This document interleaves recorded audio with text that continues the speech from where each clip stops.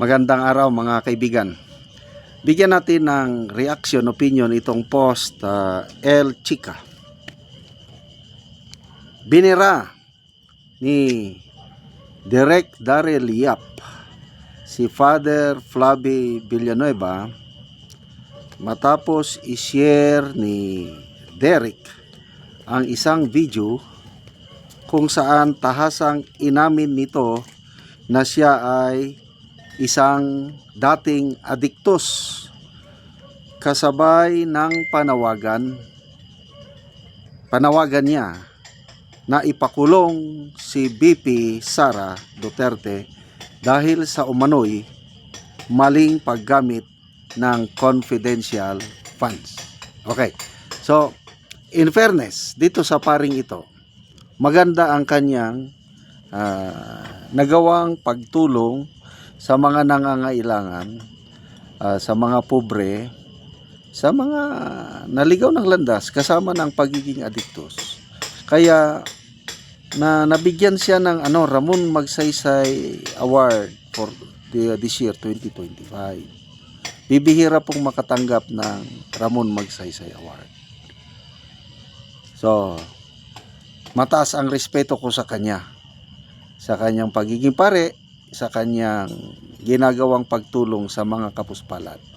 And also other Catholic leaders, mga bishop, cardinals, and priests. Marami akong kaibigan na mga bishop at marami akong natutunan sa ating mga kaparian at sa mga obispo. Malala ko nga yung military bishop namin, the late Bishop Tumulak, nung bago-bago pa ako sa serbisyo. Tinuruan niya kami, sabi niya, huwag kayong matakot mamatay dahil yung death na yan, temporary lang yan, it's just an acronym. So ano yung acronym ng death? DEATH. Sabi ni Bishop Tumulak, may soul rest in peace in heaven, dahil patay na yan. D, departing. E, eternally. Yung A is abandoning all. Tapos T, sabi niya, to. Yung H, yun ang destination natin. May H pataas, may H pababa. Heaven or hell. So in short, meaning of death, departing eternally, abandoning all to heaven or hell. Ayan. Natutunan ko sa isang military bishop. Kaya, wag nating i-generalize ang mga kaparian, kasi naiiba naman itong si Father Villanueva. Nasayang yung kanyang na napakagandang naipundar. Itong ginawa niyang ito na to me, tingin ko politically motivated. Yung magsampahan mo ng plunder case ang isang vice president sa paggamit ng confidential funds. Nakakatawa. Mabuti na lang at nagpaliwanag itong si Attorney Anthony Lodal V. Vista. Ang ganda yung paliwanag niya. That plunder case will never prosper. Bakit? Kasi it's only the Commission on Audit ang makakapagsabi kung may katiwalian sa paggamit ng pundo ng bayan. COA lang. Wala nang iba. At ang COA walang findings ng 3 straight years, puros unmodified opinion ang binibigay ng COA sa Office of the Vice President.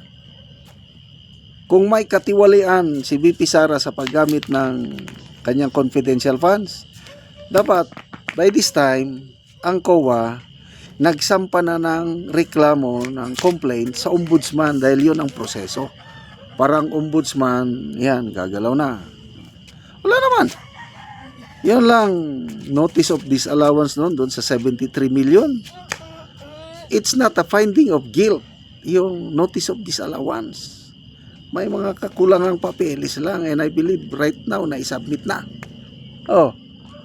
So, anong silbi yung pagpunta ng pagsampa nila ng plunder? Ipakulong?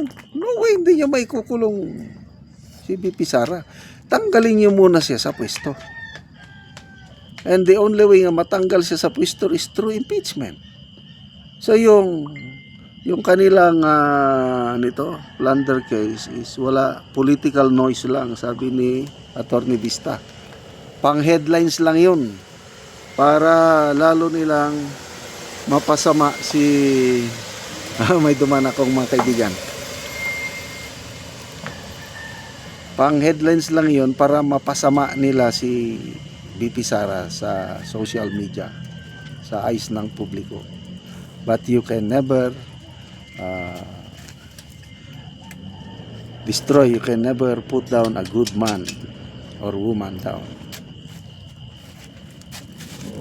Granting na yung ombudsman, sabihin na lang natin, may nakita siyang may probable cause, mali ang paggamit. Granting na gano'n ang makikita ng ombudsman. Huwag na tayong magtaka kung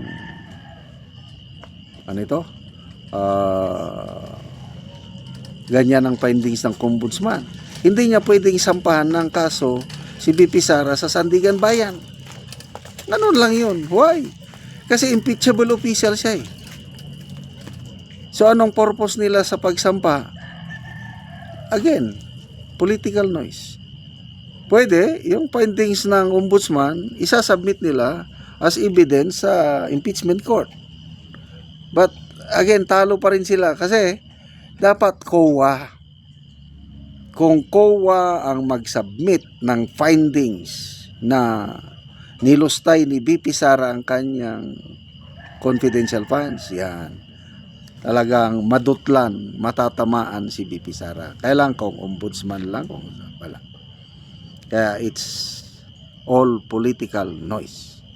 Kaya daming si Attorney Vic Gonzales kanina, yung live stream niya, Facebook live stream niya kapon, galit na, Katoliko ako, kailang hindi na pwede ito, Father, ano ba, ipokrito ka, sabi niya, ipokrito.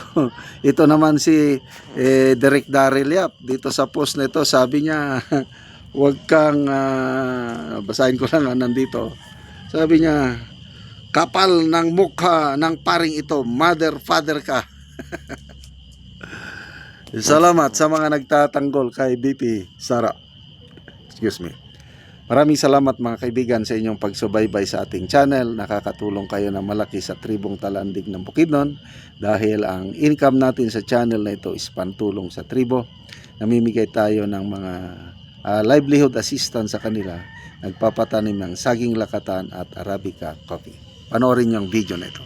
Karon na anak ko diri sa kapihan ni Manoy Boy, so mag-a-spray siya sa iyang kape nga unom na kabulan. Ano ni ang itsura sa kape ni Manoy. So nindot kaayo ang tubo. So spray lang sa buno kay kuan man bisa kana na kuan ni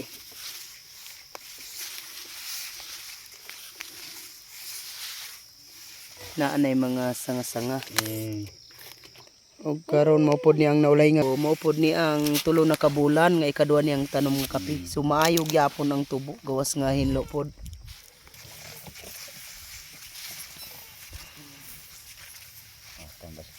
Ug karon gawa sa kape nga tanom ilang Manoy Boy naapod sila ilakatan, so daghan na ang namunga sa ilang lakatan. So mao ni ang naunang tanom ni Manoy nga lakatan. So karon atong bisitahon usab ang ikaduha niyang tanom nga lakatan nga namunga nagyahapon. Ug mao ni ang ikaduhang tanom ni Manoy nga lakatan.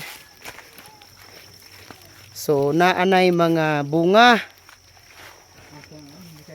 Nambitay-bitay na. Kining namunga na nga saging ni Manoy Boy, so 16 na daw ni ka buok. So sunod-sunod dagid ang pagpamunga sa among mga lakatan. mat sa Ginoo nga nang tanom mi lakatan nga namunga na ang kapipod mamunga kawas ni gid mi presyon.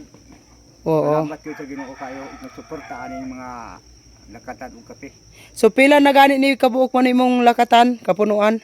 Kuan ni sa una 180 man ni pero marag nadaot ang uban ani. Oo, ang kuang kape nimo Sa 600 na 600. Oo, so dagan-dagan gyud Manoy. Oo, so tanan.